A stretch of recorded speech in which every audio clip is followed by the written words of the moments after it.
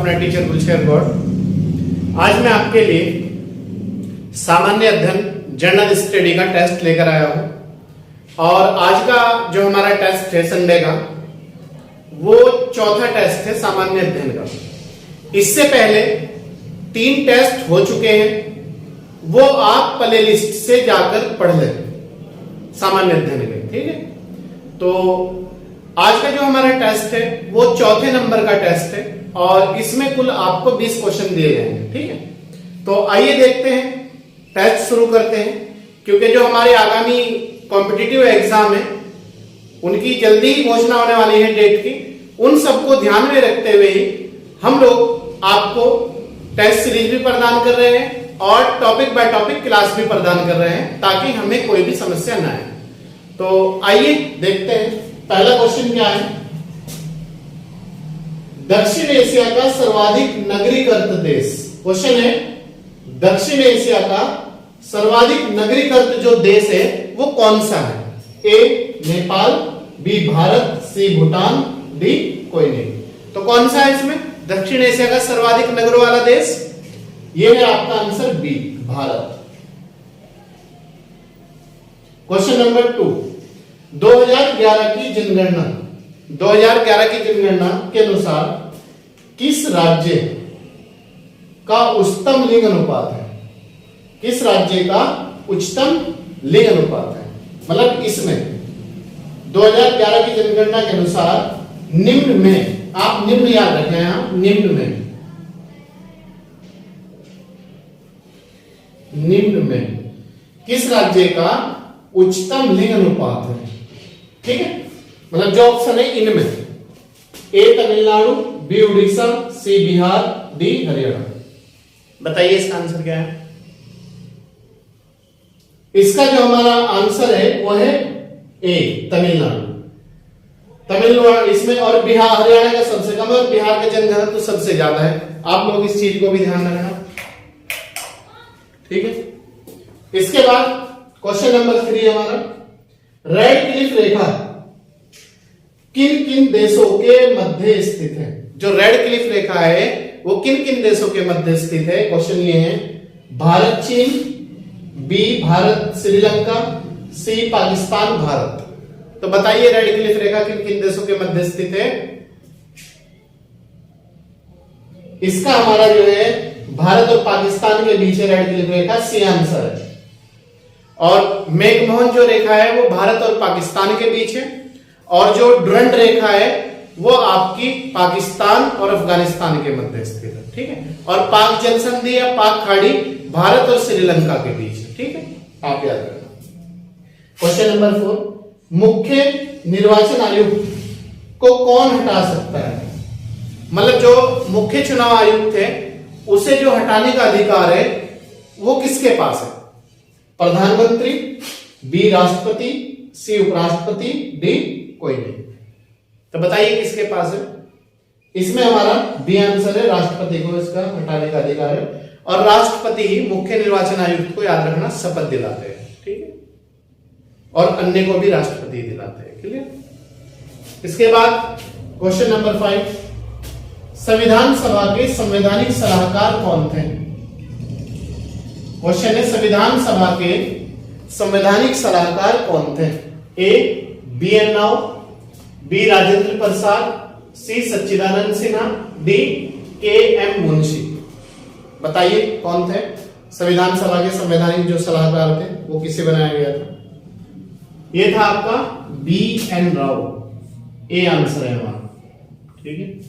Question number 9, भारतीय संविधान के किस अनुच्छेद में पिछड़ा वर्ग आयोग का उल्लेख किया गया है? मतलब ओबीसी पिछड़ा वर्ग जो आयोग होता है उसका जो उल्लेख किया गया है उसके गठन का, वो संविधान के किस अनुच्छेद में किया गया है? क्वेश्चन ये है, ए अनुच्छेद 399, बी अनुच्छेद 340, सी अनुच्छेद 240, डी कोई नहीं। बताइए कौन सा आंसर है? इसमें हमारा बी आंसर, अनुच्छेद 340, ठीक है, आप याद रखना, अनुच्छेद 340 में पिछड़ा वर्ग आयोग के गठन का उल्लेख किया गया, ठीक है। इसके बाद क्वेश्चन नंबर 7, एक कार्यक्रम चल रहा है ट्राइसेम। तो जो ट्राइसेम है वो किससे संबंधित है, वो किस विभाग से संबंधित है या किस कार्य से संबंधित है? क्वेश्चन ये है, ट्राइसेम जो कार्यक्रम है किससे संबंधित है? कृषि, बी सूचना प्रौद्योगिकी, सी ग्रामीण विकास। बताइए आंसर क्या है? ट्राइसेम जो कार्यक्रम है वो किससे संबंधित है? ये जो कार्यक्रम है आपका ग्रामीण विकास से संबंधित है, सी आंसर है हमारा। ठीक है, आप याद रखना सी आंसर। ठीक है, क्वेश्चन नंबर 8, मुगल बादशाह औरंगजेब को कौन सा वाद्य यंत्र बजाने का शौक था? या मुगल बादशाह औरंगजेब कौन सा वाद्य यंत्र बजाता था? दोनों आंसर एक ही है। ढोल, बी शहनाई, सी वीणा, डी मसक बीन। बताइए औरंगजेब को कौन सा वाद्य यंत्र बजाने का शौक था?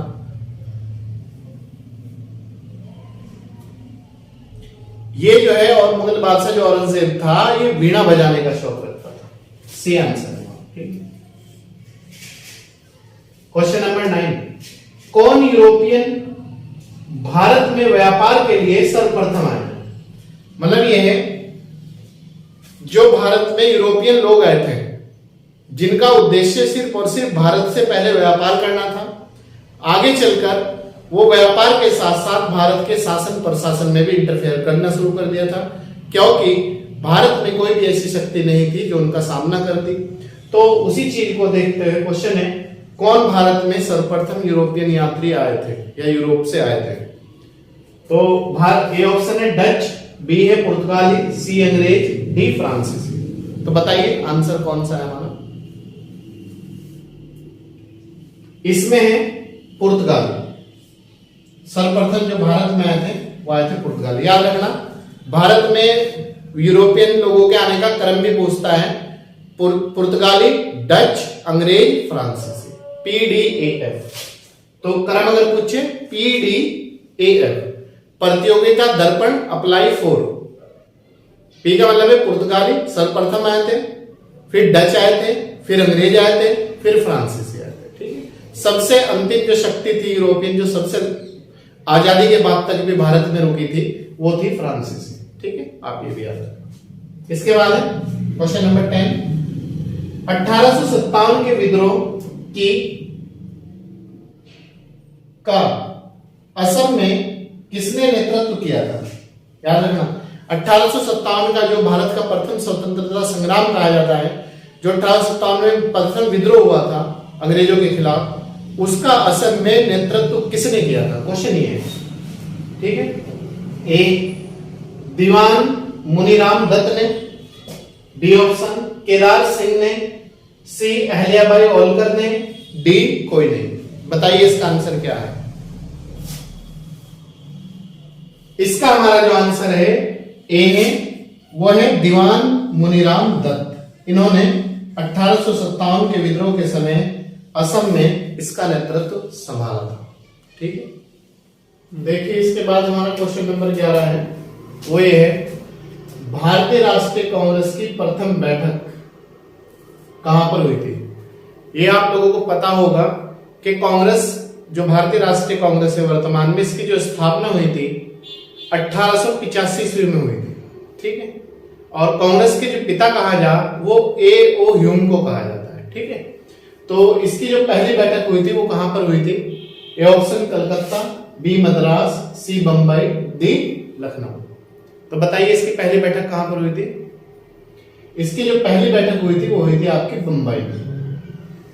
याद रखना जब इसकी स्थापना हुई 28 दिसंबर 1885 ईस्वी को, तो इसकी जो स्थापना का स्थान है वही पहली बैठक का स्थान है। तो वह स्थापना बंबई में हुई थी और वहीं पर ही पहली बैठक होती। ठीक है, दूसरी बैठक कलकत्ता में हुई थी 86 में, और तीसरी बैठक मद्रास में हुई थी 87।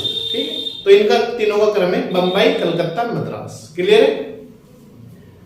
क्वेश्चन नंबर 12 है, इंडियन मिरर ये एक समाचार पत्र है, कहां से प्रकाशित होता था? तो इंडियन जो मिरर है, जो समाचार पत्र है, वो कहां से प्रकाशित होता था? कलकत्ता से, दिल्ली से, इंदौर से, कोई नहीं। तो बताइए इसका आंसर क्या है।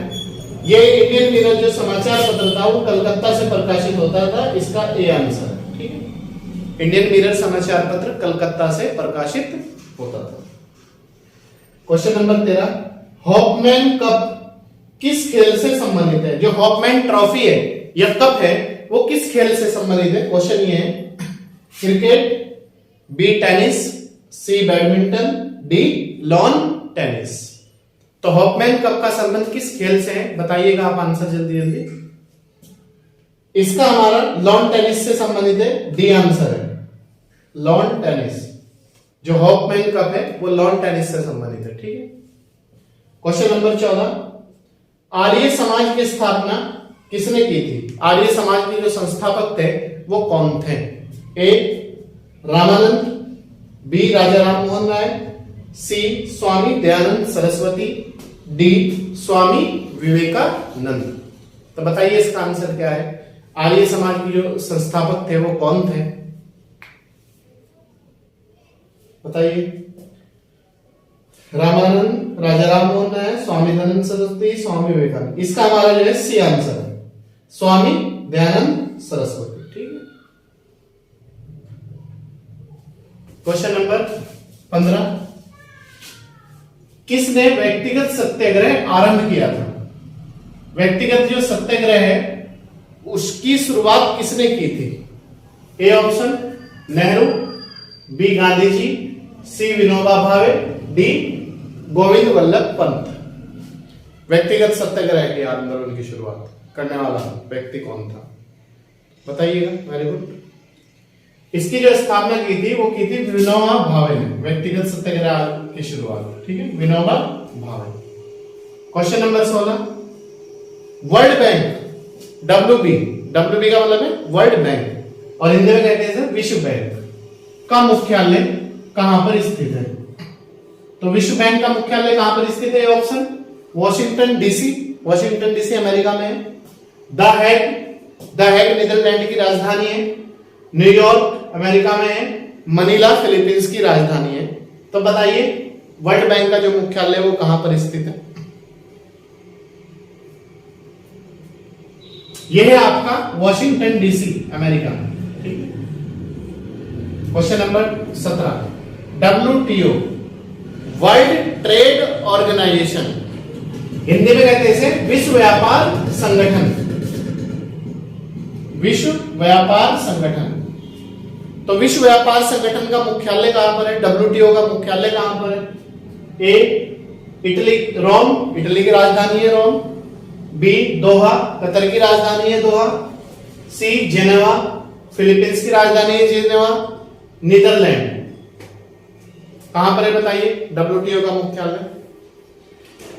इसका जो मुख्यालय है वो है आपका जेनेवा, इसका सी आंसर है वहां जेनेवा। ठीक है, आप याद रखना जेनेवा।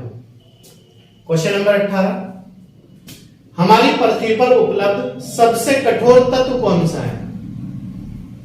सबसे कठोर तत्व याद रखना, क्वेश्चन है सबसे कठोर तत्व कौन सा है। कठोर तत्व कौन सा है सबसे बताइएगा आंसर। ए लोहा, बी सोना, सी चांदी, डी हीरा। बताइए। Very good. सबसे जो कठोर तत्व है वो है हीरा। ठीक है, पृथ्वी पर जो सबसे कठोर तत्व पाया जाता है वह है आपका हीरा। क्वेश्चन नंबर 19, लंदन में याद रखना, लंदन में होम रूल सोसाइटी की स्थापना किसने की थी। क्वेश्चन ये भी आ सकता है होम रूल सोसाइटी की स्थापना कहां पर की गई थी, लंदन में। लेकिन हमने आपसे क्वेश्चन करा लंदन में होम रूल सोसाइटी की स्थापना किसने की थी। A Jawaharlal Nehru, B Annie Besant, C Shyamji Krishna Varma. बताइएगा इसका आंसर क्या है। लगभग हर कॉम्पिटिटिव एग्जाम में ये क्वेश्चन देखने को मिलेंगे आपको और आते ही आते हैं क्वेश्चन, तो आप इन्हें बहुत अच्छी तरीके से तैयार करें, कोई भी हमारा जो आगामी परीक्षा है उन्हें देखते हुए। इसकी जो स्थापना हुई थी लंदन में होम रूल सोसाइटी की, वो श्यामजी कृष्ण वर्मा ने करी थी। इसका सी आंसर है श्यामजी कृष्ण वर्मा। क्वेश्चन नंबर 20, हंसाने वाली गैस किसे कहा जाता है? हंसाने वाली गैस किसे कहा जाता है? ए ऑक्सीजन को, बी नाइट्रस ऑक्साइड को, सी नाइट्रोजन को। बताइएगा। वेरी गुड, सभी बताया। चलिए, इसका बी आंसर है, नाइट्रस ऑक्साइड को कहा जाता है हंसाने वाली गैस। ठीक है, तो ये था आज हमारा जनरल स्टडी का 20 नंबर का टेस्ट जो हम प्रति संडे करते हैं। और इससे पहले आपके 3 टेस्ट जनरल स्टडी के हो चुके, मैं आपको पहले भी बता चुका, वो आप प्ले लिस्ट से जाकर अपना टेस्ट सॉल्व कर लें। ठीक है, और जो बच्चे नए हैं हमारे चैनल पे, वो हमारे चैनल को सब्सक्राइब और लाइक शेयर जरूर करें, और जो पुराने हैं वो कंटिन्यूटी के साथ जुड़े रहें और लोगों को भी जोड़ने का प्रयास करें, ताकि ज्यादा से ज्यादा लोगों को कम समय में अधिक सफलता प्राप्त हो सके। चलिए, मिलते हैं आपसे नेक्स्ट संडे। तब तक आप हमारी जो कंटिन्यूटी डे बाय डे की क्लास है उन्हें कंटिन्यू के साथ ज्वाइन करें, और नेक्स्ट संडे में आपका जो टेस्ट है फिर उसकी तैयारी करते हैं। चलिए, मिलते हैं नेक्स्ट। ओके।